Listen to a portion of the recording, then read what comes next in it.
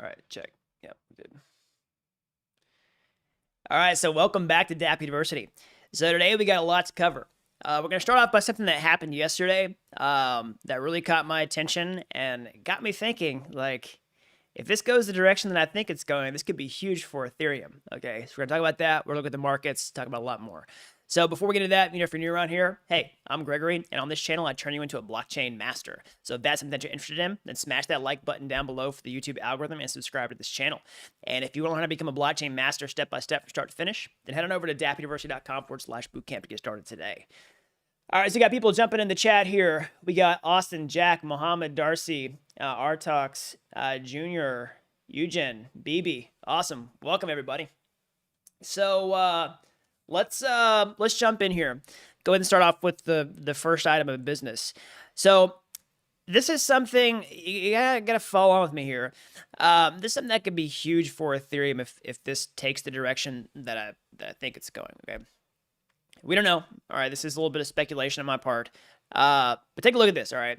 So yesterday I saw this floating around on Twitter, and a lot of other people did too, especially after we started talking about it, which is Elon Musk. All right. So before we get into this, let's just talk about Elon Musk. Elon has arguably been the the MVP for mainstream crypto in the past several months, right? Richest man in the world, at least he was. I think he still is. Bitcoin might have something to do with that. The richest man in the world has at least held that title. I got to go check on his stats if he still is. Midas touch for crypto, right? The instant Tesla buys $1.5 billion of Bitcoin for its balance sheet, price explodes, right? Elon starts talking about Dogecoin, price explodes, right? And especially for something like Doge, people just start like FOMOing into it, right? So yesterday, Elon starts talking about his NFT project. Okay, so this is a concept, all right? He did not issue this to my knowledge, right? But he puts out this tweet about he's selling this song about an NFT as an NFT. Take a look at this.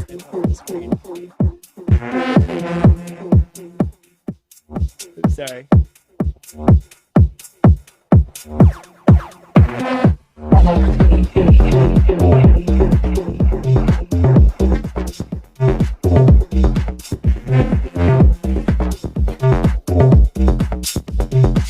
All right, so we don't have to listen to that all day. But yeah, it's crazy, okay? So it's just like really rich media. You can see that it's got some crazy details on it. It's got like a moon, of course. It's got these little Shiba Inus on it that are going around in a circle in this little carousel. You see Huddle. So it's awesome. Anyway, so to my knowledge, this hasn't been issued by Elon himself, and it hasn't been selling it on Ethereum yet. Of course, he could be trolling NFTs. He does a lot of like cryptic stuff about crypto on Twitter. It's funny regardless of what happens. But people have already taken this tweet, put it on Valuables by Cent, right? We saw Jack Dorsey selling his original tweet on Twitter from Cent, right? But Elon has this pattern about sort of joking about things online and then like going off and doing it. So we don't know if it's like a slow play of him like kind of like, talking about this to see what the engagement's like. And then, boom, he might drop an NFT. So if he does, it'll be big. And, if he sells it and it sells for some crazy amount of money, like it probably will, like, we saw the Beeple art collection get bid up like crazy. If Elon sells an NFT on ETH, it's going to go bonkers, right? So, somebody selling a copy of the tweet on Cent, the latest bid is 625 ETH. 112, I believe, $1 million. So quite a bit. Anyways, so I would expect him to give the money to charity or something like that. But it's it's big for ETH, right? Because check out the trends. We've been talking about this. NFT is starting to get up there with, it's actually past Ethereum right now in terms of search volume. How do people get exposure to Ethereum? We've been talking about this a lot.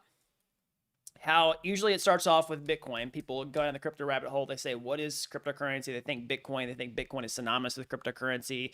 And that typically goes down the rabbit hole to ETH. So they come at it from several different sort of vocabulary words. What is this crypto thing? All right. And that eventually leads them one level down to ETH. Then people ask, what is this DeFi thing? Right. And that automatically leads them to ETH. And then people start asking, what is this NFT thing? And that instantly leads them to ETH as well, because a lot of the high value NFTs right now are issued on top of Ethereum. They have to hold ETH in many cases to purchase this. So that's another reason that this is huge. So at the end of the day, Elon could just be trolling us all. But if this actually is something that, goes live, it could be huge, right? And, I'm definitely leaping here, but it would be even bigger if he announced something like them buying ETH at some point for Tesla. Don't have any inside information to that. Total speculation at this point. But like we said, Elon's got the Midas touch for crypto. If it ever got to that point, it would be absolutely nuts. So let's go ahead and jump in and see what's going on with the cryptocurrency prices today.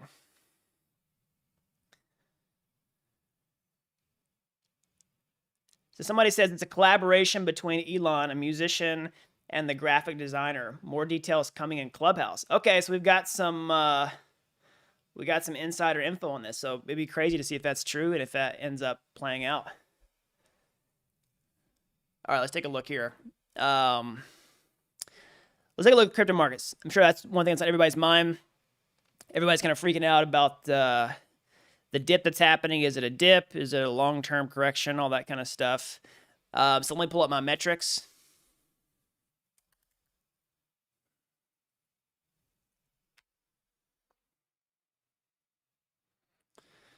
So let's start with the Bitcoin price. So we'll look at the past, 14 days to kind of see what's been going on here. I mean, honestly, you could look at somebody's, more technical analysis. This again, I'm not a big TA guy. I'm not a big trader guy. I like to look at the big picture stuff. Big picture, I'm really not worried about this. That could change. I'll tell you what could change that would make me worry about it. Okay, I would say if we started like retrying this area, right, this last sort of bottom that we hit, that's when I would start to be worried, right? Because think about it. You see these patterns, right? How about we're breaking past, you're making a new all-time high here, right? Making a new all-time high. This all-time high is not much higher than this one, right? So when you break lower from this previous all-time high, doesn't seem like a big deal. I talked to you yesterday on the stream about how I think leverage had a lot to do with what happened over the weekend. Because a lot of retail were using leverage over the weekend. You see that when the price of leverage goes up like crazy, and then we saw all the liquidations that happened. That really,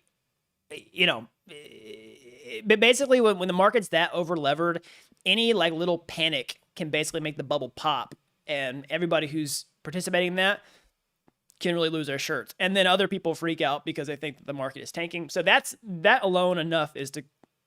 enough alone, to kind of cause, I think, what's happening right here. So I wouldn't start asking questions again until we got, into this lower territory right here. Because I mean, look, we're at a price that we were, it wasn't that long ago since we were right here, right? We barely made a much bigger all-time high. Saying, we can look at the Glassnode metrics. We can look at the Nupal chart here. All right, see if I can actually get today in here. I mean, we were definitely headed back up towards euphoric levels. We never kissed the euphoria line or anything like that, like we did before the last blow up. Again, I would really like us, for everybody's sake, I kind of wish we would really just cool off and ride a little bit slower, a little bit higher. And people get really impatient in crypto. It's kind of, I guess, by nature. I mean, people flock to cryptocurrency to get, rich quick. That's not necessarily bad, but you don't want it to happen too quick for the sake of really everybody involved. Fast and quick are relative terms. Like if you could get, 10x on like your entire net worth or something like that inside of a year, that's insane. That's absolutely insane. You know what I mean? It's not financial advice. I'm not telling you to go put like, bet the farm and like sell your house to put your money in Bitcoin. That's not what I'm saying at all. But like that's the kind of thing that is possible in just a regular, normal, quote unquote, as healthy as the crypto market cycle could be. But you have people who just come in and like want 100x like tomorrow. It's just not really how it works. I mean, maybe you get lucky gambling with leverage. Maybe you find some crazy, altcoin, 1 in a million gem that does that. But most of the time, those things have super low liquidity at those levels, and like it's hard to make like life-changing gains or something like that. So, anyways, let's look at the ETH price as well. I mean, same sort of thing. I mean, honestly, ETH. Yeah, same. There's nothing that like concerns me over the past week or so about what's going on with ETH. I mean, if you zoom out past 30 days, like it's kind of a bummer that we hit 2K, and we haven't come up and really smashed through that or anything. Kind of like Bitcoin has been making new all-time highs. We didn't make a new all-time high yet. It's not really that concerning. I mean, like I said, you got to zoom out. You got to look at the long term here. The ETH to BTC ratio will change. I mean, assuming that this bull market continues for many more months, like a lot of people are saying it will, I would expect this ratio of ETH to Bitcoin to change quite a bit. So other reasons that I'm bullish for the foreseeable future. A couple of reasons. I mean, one, we did just approve stimulus in the U.S., so those payments should be, I think, in the hands of people already. So people think about that being a kind of a bullish catalyst for crypto. We'll see. We'll see how many people are actually willing to put their money into it. Other things are we see the numbers for retail investors going up. Okay, so retail institutional Bitcoin flows balanced out. Look here though. Look at the metrics for like retail in Q1 2021. Bitcoin purchases facilitated by Square. Numbers about triple. IBIT volume numbers about a lot, 8x. Sorry, math is hard. Anyways, you see these numbers just like moving in multiples of one another, right? So the data says that money is still flowing into the ecosystem. I could look at lots of other charts and data, et cetera, et cetera, et cetera, but I'm just looking at big picture indicators here that would cause me to be, bullish or bearish, moving forward. So as always, not financial advice, no crystal ball, no firm price predictions, but I don't see the nature of this market fundamentally changing at this point. All right, so let's see here. So somebody says, somebody when the dollar crashes, right? So also the caveats to everything that I say here. This is about the crypto market in isolation. The crypto market does not exist in a bubble, right? It's a part of a global macro environment. Okay, so something crazy happens in the stock market. If if the world economy just like unwinds, I think bad things will happen to cryptocurrency. Okay, so that's always the caveat. It could be the the black swan event or something like that changes the nature of the market, and that could happen instantly. That could happen without warning, right? So as always, be careful.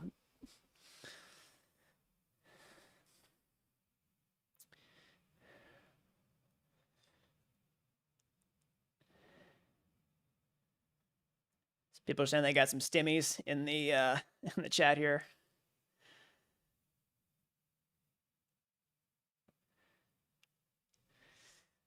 Okay, so somebody says, if for a rookie, can you explain the fork of ETH and how the 2.0 will limit the amount of ETH coins starting in July? So the good questions. You kind of need to straighten some of that out. So the fork that's happening in July is the London hard fork for the EIP 1559 upgrade. This is going to basically change it, so that it's not really officially part of ETH2. So the London hard fork, what it's going to do is change how the fees on Ethereum work, split it up into 2 parts: the base fee plus the miner tip. The base fee gets burnt.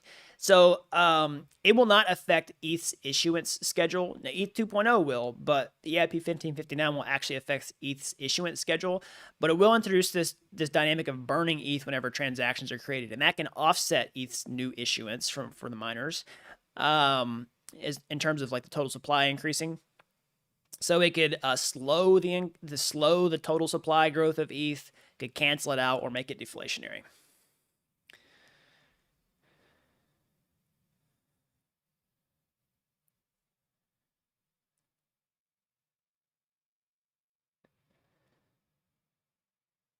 Somebody says learned an expensive lesson today: never short in a bull market.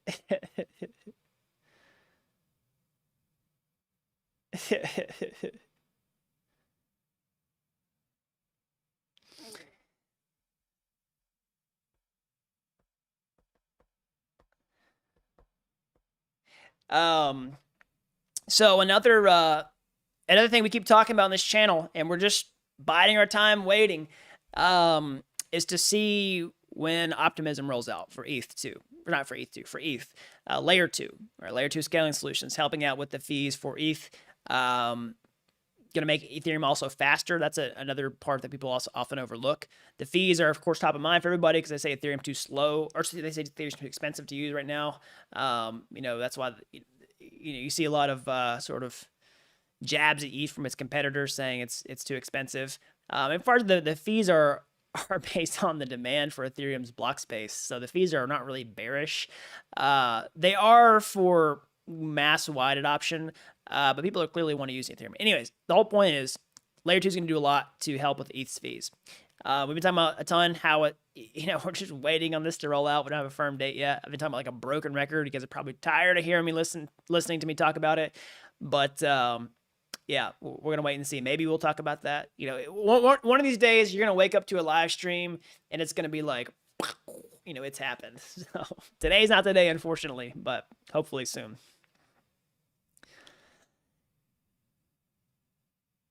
So I also did get a good message yesterday from somebody. Hopefully I'll go back and check on it. I want to ask their permission before I display it in the live stream.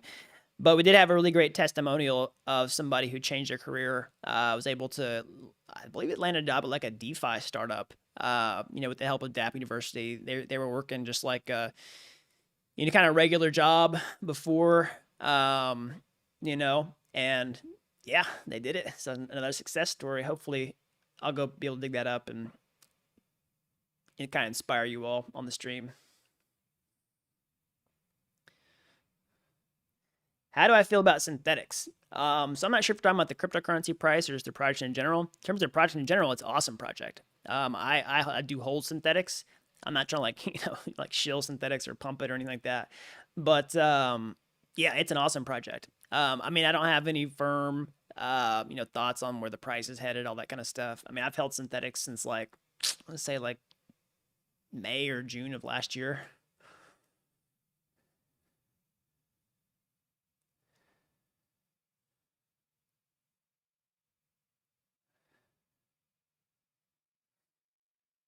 So somebody says, can I explain what's happening with the miners and Vitalik? So I think I know what they mean by that, like what's going on with the miners resisting EIP 1559.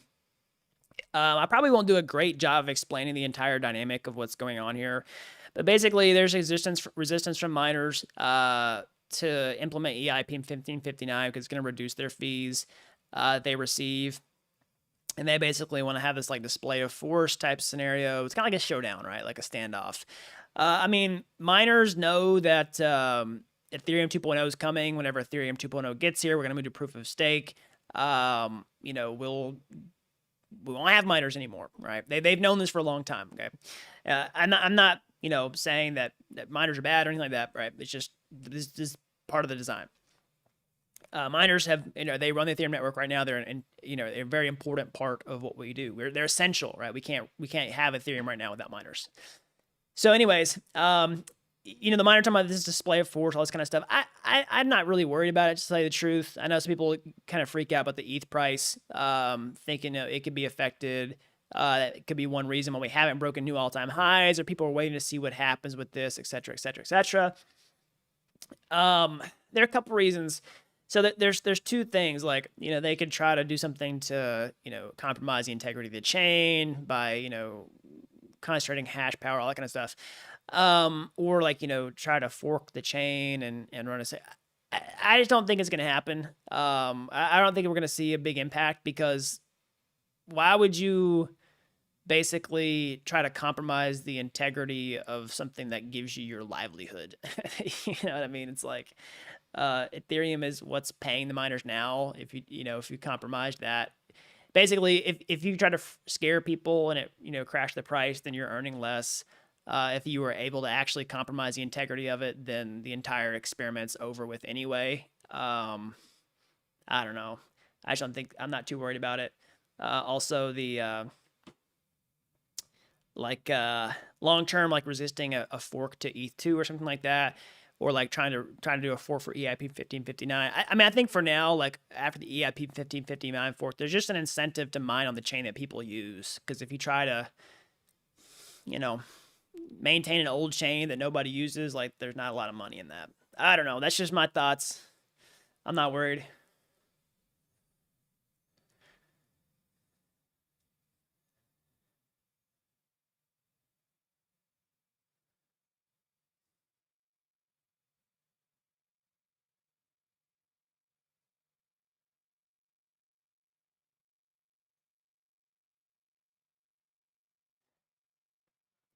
Also check EIP 3368. Yeah, I've seen that.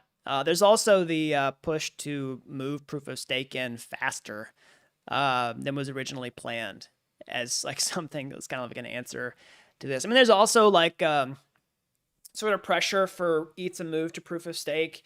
People have a lot of environmental concerns about the power usage of Bitcoin and proof of work, just the actual consensus mechanism that runs both Ethereum and Bitcoin right now. You're seeing this right now, sort of like the environmental concerns over NFTs. Like, people are like, NFTs aren't green, so they're terrible. It's kind of crazy, but still, like it's something that's in people's minds, right? That they're concerned about. So that's another kind of incentive to move towards proof of stake faster. And honestly, I could see that having a factor on people using ETH as a store of value long term, or preferring it over Bitcoin, because proof of stake is more technically green than proof of work, and that's we'll see if that's a powerful marketing narrative for ETH long term relative to Bitcoin. I could see it being an incentive for Elon Musk, right? Green company, Tesla, right? Wants to promote green values. Why wouldn't you use ETH over Bitcoin? Of course, lots of people are going to cringe and say, oh, because Ethereum has an infinite supply, blah, blah, blah, blah, blah. ETH is not a sound money. Yeah, I mean, I've talked about that plenty on this channel, about Ethereum's inflationary schedule being predictable. It's not like a fiat money where you can just print it willy-nilly. And when we move to EIP 1559 and proof of stake, it can actually be deflationary. So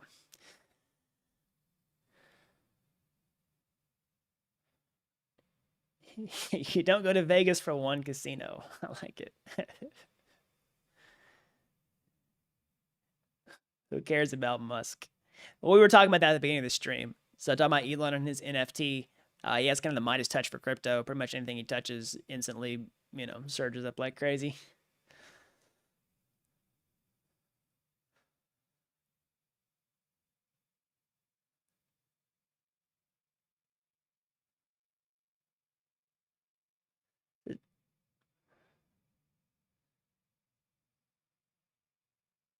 Will ETH get too deflationary in the long term? I don't see a strong argument for that.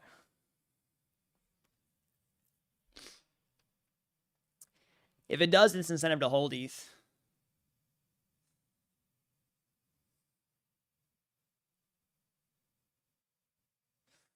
What are my thoughts on Link? So on the project itself, it's an awesome project. On the price of the cryptocurrency, I have no idea what's going to do.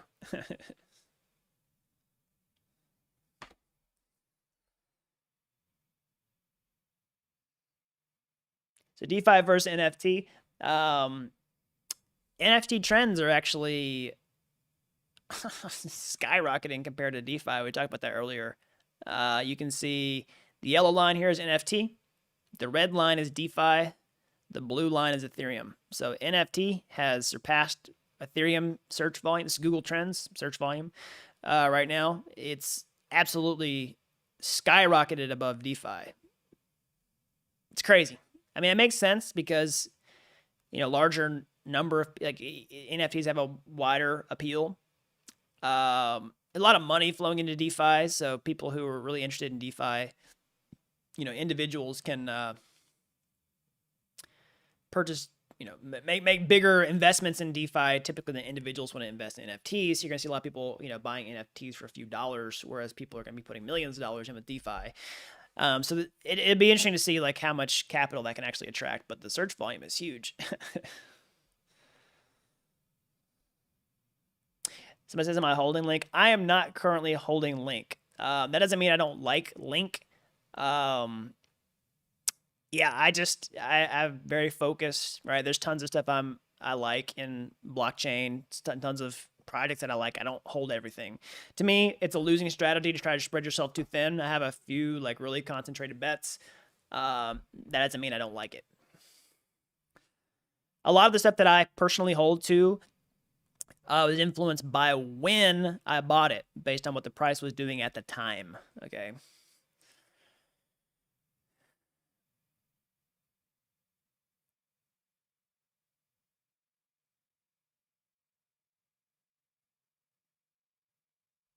All right, everybody. I'm going to go wrap it up a little bit early for today. As always, smash that like button down below for the YouTube algorithm. Subscribe to this channel if you haven't already. If you turn on notifications, you can find about this live stream that we do Monday through Friday, 9:30 a.m. about Central Time.